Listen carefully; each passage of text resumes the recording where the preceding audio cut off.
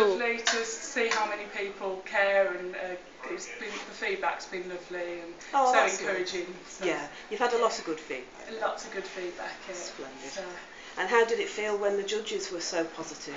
It was, it really hit home to me that it was lovely, because it made me feel like I can do singing and I can make it a career, because they gave me the confidence boost to say, look, you are good. So yeah.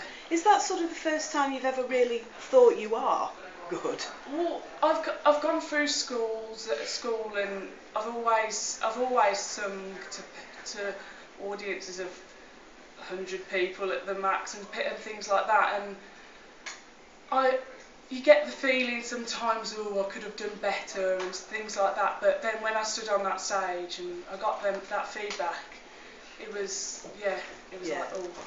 But do you find that your nerves kind of go as soon as you start to sing?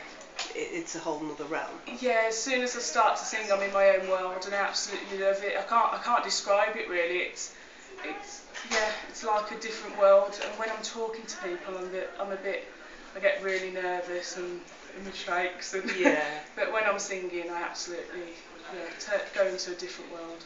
Oh, that's nice. Has it bothered you at all, this media fuss about the rosettes? It hasn't bothered me as such.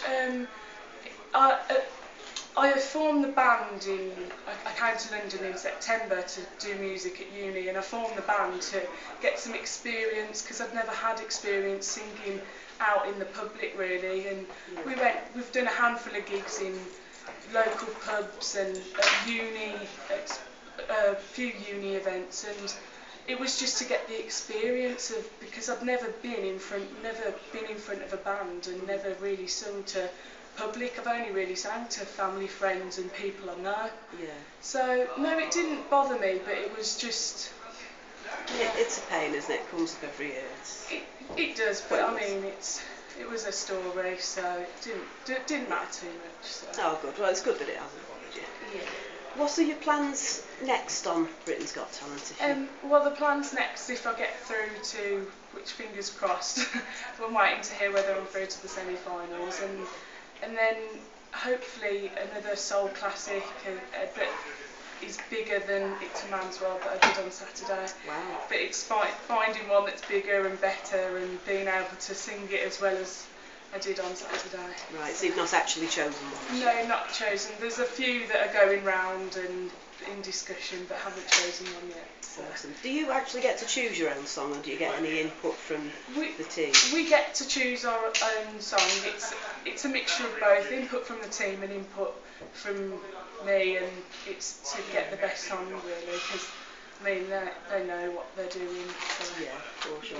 Yeah. And have you thought about winning? Has that entered your head at all?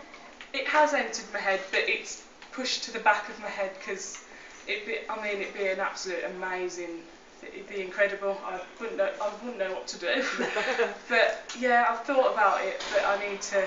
It's getting through these next ones really. Sure. Yeah. So.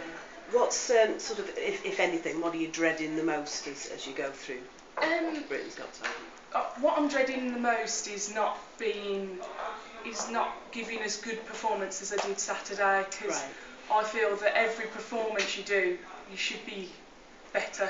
You should get better, not get worse. So it's about keeping the standard up and getting everyone to love it. So that's getting the audience and people watching. That is the main. Yeah.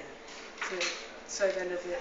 Yeah. And do you think afterwards, irrespective of what happens, you'd want to go on to be a solo singer, or would being in a band be something you would like to do?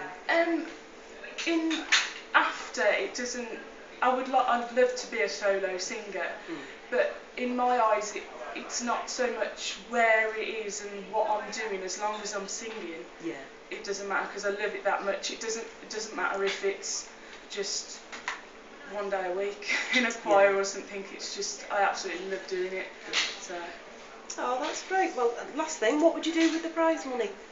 I'd use the prize money to better my singing, and I'd use it to build a music studio so I could be doing it 24/7, and I play piano too, so I'd be able to have a nice piano and just be able to sit down and yeah, I'd spend it on my singing and my hobby. Oh, that's lovely. Actually, I did forget to ask you. Why did you choose Britain's Got Talent as opposed to X Factor or even The Voice? I chose Britain's Got Talent because I thought that I'd got something different to offer. And The Voice and the X Factor, they've got a lot of pop and commercial singers that go through, and I thought that Britain's Got Talent have a wider audience and maybe an audience that would appreciate the genre of my singing. So yeah. That's great. Well, thank you very much. And very best of luck.